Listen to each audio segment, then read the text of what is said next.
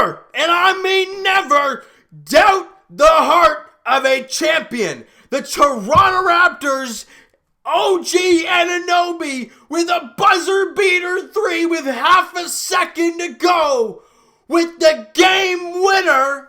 104-103, Raptors win. They're back in the series, and I don't care what anybody says, that one for the Celtics has to hurt. And Raptor fans, let me take you back to last year to emotional game 3s, okay? And I'm going to go back to that Milwaukee series for a few reasons. Number one, Raptors game 1, so the game 1 and 2s were flipped. Right? Game 1 against Boston, we got slaughtered. Game 2 against Milwaukee, we got slaughtered. Game 1 against Milwaukee, it was a tight ball game. Game 2 against Boston, tight ball game. Game 3, nail biter. At least that one in Milwaukee went to double overtime. This one took a buzzer beater from OG Anunoby. And I love the reaction from OG. Knocks it down and just like, yep, another day in the office. Meanwhile, everyone's absolutely mauling them. The Raptors are back in the series. And these guys might just have gotten some momentum that they desperately needed. The talk coming into this game, the team has not been able to shoot the 3. Now, they still only shot, 13 for 40, 32%. Now, the first 2 games, they combined for like 27% from 3. Awful. But let's get to this ball game and talk about what happened. Kyle Lowry, oh baby, as much as OG Anunoby at that buzzer beater, Kyle Lowry, the dog, the greatest Raptor to ever put on a jersey, showed why he is the greatest Raptor of all time. There this evening, 31 points, 6 boards, 8 dimes. If I'm not mistaken, he had the first 7 points for the Raptors in this game. Remember what happened last time Lowry had a significant number to start the game? Game 6 NBA Finals, Raptors win over the Golden State Warriors. And it was a back and forth first quarter. Raptors had a 7-point lead at one point. Things are going pretty good. And then Boston obviously makes their counter punch. And the Raptors are actually down by 5 after 1 quarter of play because Kemba Walker hits a buzzer beater at the end of the first quarter. How many buzzer beaters have they hit in this series? Because you go to the second quarter. They do it again. I think it was Jason Tatum who knocked this one down. I can't remember who it was. But nonetheless, the Raptors offense can't do anything. I mean, the story coming into the game, Raptors offense, can they do something? Not in the second quarter. They were -5, 24-19. And just like that, Raps down 10 at halftime. They're not shooting the ball well. They haven't found anything. Pascal's got, 2 points at halftime. Nothing's going right. Third quarter, the Raptors dig in defensively, and as we know from this team, when they dig in defensively, it transfers into their offense, and oh my goodness, it happened in the third quarter. Raptors started making some shots. Fred VanVleet makes back-to-back threes, and we're like, okay, here comes Fred. This is a big opportunity for him. Then Pascal starts dropping some shots on the inside. Okay, this is what you like to see. Raptors win that quarter 29-23. We're like, all right. Actually, late in that third quarter, if I'm not mistaken, it was in the third quarter, Wanamaker attacks the rim. Lowry meets him at the bucket, and Wanamaker goes all Captain Morgan on him with that knee straight up in the air, right in his nuts. Lowry goes down, gets called for the foul, and I'm like, in what universe is a foul on Lowry? He went straight up. The only reason he came down is he's got a knee in the nuts. They review the play, and they keep it as a foul on Lowry. I'm like, what in God's green beautiful earth have you been looking at? They give Wanamaker the and one. He converts the and one, and it was just, I don't know what the hell that was. I mean, whatever. You got to find a way to move on from that. Raptors still win that third quarter by 6. You're stuck 4 heading into the fourth quarter. And in that fourth, it's a back and forth game. Celtics lead by 4. Raptors lead by 4. And it's back and forth, back and forth. That is playoff basketball. And then it leads to a Daniel Tice dunk with half a second to go. Daniel Tice, not Jaylen Brown, not Kemba Walker, not Jason Tatum.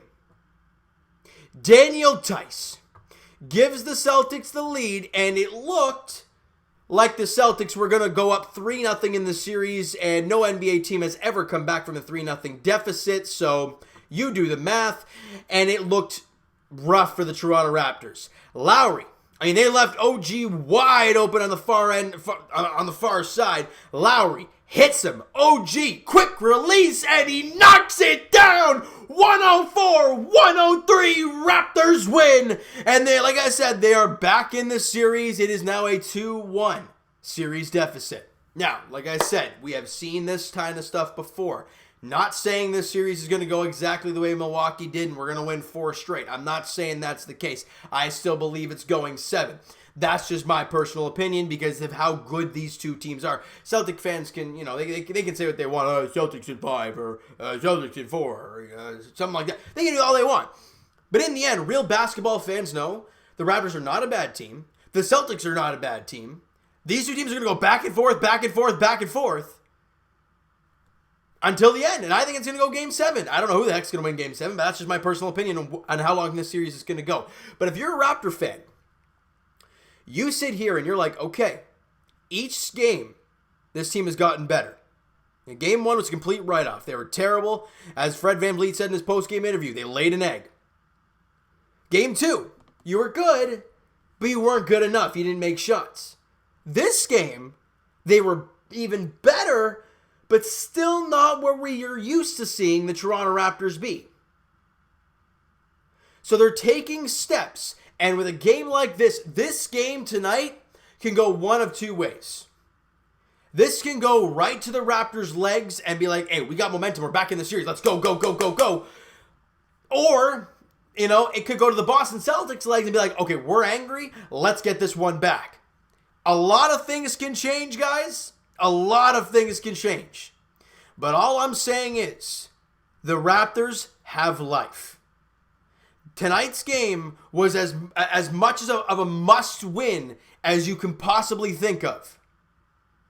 Game 7. If you lose this one, then you're in a must-win situation. Yeah, I don't really care about that stuff because then it's actually a must-win. You're down 3-0, and it's kind of like, whatever. This game, you don't want to go down 3-0. You get a 2-1, you go down 2-1, but it gives your team some sort of mojo, momentum. And there were a lot of positives we saw from tonight's ball game. Let's quickly get to the numbers before we break down that kind of stuff, all right? Let's go to the shooting, if I can get to it. There we go. Raptors shoot 47% from the field. We have not seen We have not seen that yet in the series. They shot 47% from the field. We shot 32% from 3. They shot 31% from 3. So again, very even ball game. Hence why it was a 1-point victory. From the free throw line, that's the Raptors have to clean that up big time. 9 for 16, 56% from the line. Not good enough. They were 16 for 21, 76%. A lot better. On the glass, we were -5. 44-39. On the rebounds, it was 44-39. On the offensive glass, it was 7-6 in favor of Boston. 23 assists for the Raptors, 21 for them. 7 steals to their 6. We had 5 steals. They had 7 steals. 13 turnovers to their 14 turnovers. They beat us in points in the paint by 2. Second chance points, they were +4. Fast break, this is where the Raptors get out and run.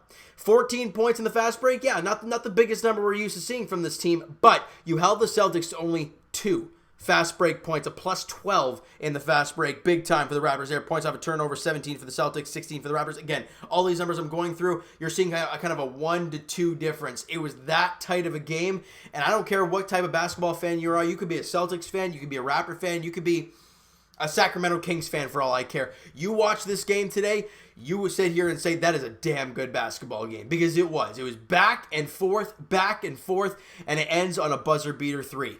I mean, you can't draw this stuff up. You just can't. All right? Now, let's get to the numbers here real quick.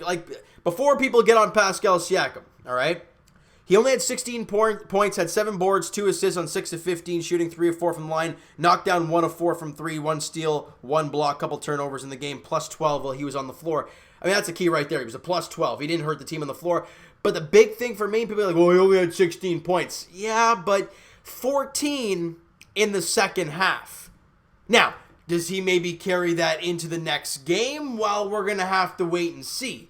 But all I know is that what we saw today from Pascal Siakam was aggressive, but smart, right? And there were a few times where he got a little over-aggressive, but how many times do you see back a guy down, wasn't there, kicks it? If it was there, goes over top, takes the shot, knocks it down. He did a really good job today. I understand points, people love looking at the number of points he had, and that's if he had a good game or not. If you looked at the game today, he played extremely good defense, and he knocked down 14 points in the second half. So I will take that from Pascal. I'd love to see him do it more of a 48-minute type of game, but, him not playing 48 minutes, but nonetheless, he did a great job. I was really impressed with him. OG Anunoby, I mean, do I need to say anything else about this guy? A double-double, 12 points, 10 boards, 1 assist on 4 of 8 shooting, 1 of 2 from the line, 3 of 5 from 3. He had 3 steals and 2 blocks today. He was an even player. Like I've said before, guys, what have I said all series long and all season long about OG? Play defense, knock down your threes, OG. He was 3 of 5 from beyond the arc. He had 3 steals and 2 blocks. And the young OG.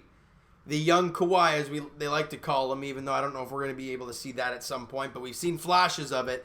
But a great job by OG. And Marc Gasol made an impact today. Didn't knock down a 3. I think he was, 0 of 3. But Kyle Lowry got him involved early. And I think that was extremely huge because it makes them have to defend Gasol off the pick and roll. He's going to drive right to the basket. They're going to look for Gasol, makes them guard him, opens up somebody else, get a shot. Gasol had 10 points, 6 boards, 3 dimes on 5 of 9 shooting. Maybe he was a +5 on the floor. Didn't hurt you guys. Had 10 points, had double figures. Shot over 50%. That's fine. I'll take that from Gasol any day. Kyle Lowry, the MVP from today's game. I understand OG hit the buzzer beater, but no doubt about it.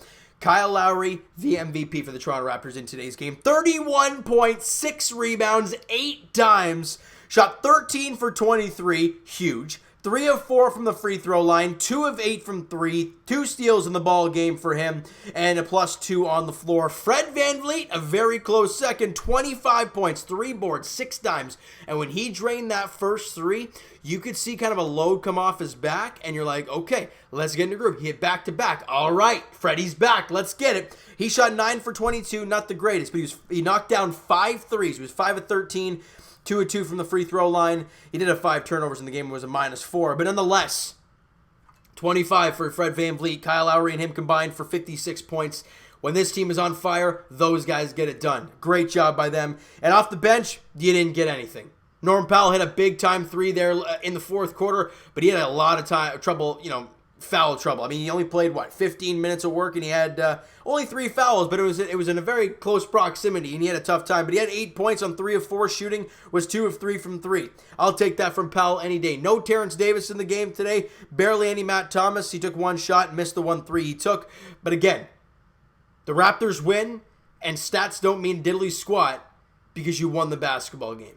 And the energy in that locker room, the energy in that hotel, in that bubble for the Toronto Raptors instantly has changed.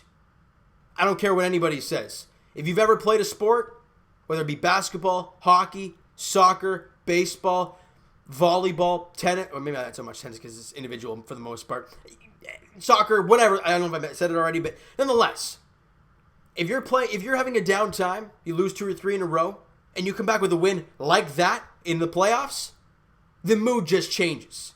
The energy level goes up. The competitiveness level goes up. And for the Toronto Raptors, big time victory today. Now, what's going to happen in Game 4? Your guess is as good as mine. Other than Game 1, this has been a nail-biting series. And like I said earlier, that's what I expect every game to look like. So it's going to be a lot of fun to watch. Game 4, all right, goes on Saturday evening, 6:30 tip-off down in the bubble. Raptors looking to even up the series and then make it a best of 3. It's going to be a lot of fun. I am hoping this team can get back into the series even more. But a great win tonight, Raptor fans. Enjoy it, enjoy it, enjoy it, and then get back to work. All right? So, guys, you know what? That is going to do it for this one. If you enjoy. By the way, before I wrap this thing up, if anybody's still watching, I appreciate it. I got to give a ton of credit to Kemba Walker. That guy is a freak. He's incredible. Tatum was not good today. Kemba was unbelievable. And Marcus Smart, he's funny. Because he trash talks so much when he knocks down 5 threes in a row and his team wins. But when that happened, buzzer beater, look at he was crying. Look at it was Embiid crying on the bench. Either grow a pair or have, just play with some, I wouldn't say heart because he does play with heart. But I'm just saying, be a sore winner and a sore loser, buddy. Come on. Be a good winner and a good loser, all right?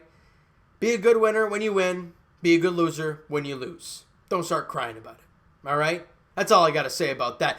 All right, so that's going to do it for this one, guys. If you enjoyed the video and enjoyed the game there this evening, because if you're not a Raptor fan, then you probably didn't. But if you are a Raptor fan, you definitely enjoyed it. Smack that like button to appreciate that. Hit the subscribe button if you guys have not already. Comment down below your thoughts on the video, your thoughts on the game. Would you like, would you not like from today's game? Let me know in the comments below if I missed anything. I know there's a lot of things that I could have touched on. Ibaka had a terrible game, but I know he had a lot of block shots, but offensively didn't do diddly squat. If there's anything I didn't mention, guys, let me know in the comments below. Twitter is down below for myself as well. Follow up, send me a DM, do all that great stuff. Also, the Instagram link is down in the description. If you guys have not followed the Instagram page, please go do so. And I will talk to you guys, Jays Edition, very shortly as they are taking on the Boston Red Sox there this evening, and they're down 2-1 in the bottom of the 7th inning. Who knows how that's going to finish? But game 1 against the Bo Sox in the 5-game series they have this weekend is going to be crazy. And as for the Raptors, as we've talked about, game 4 of round 2 of the NBA playoffs goes on Saturday evening, 6:30 tip-off.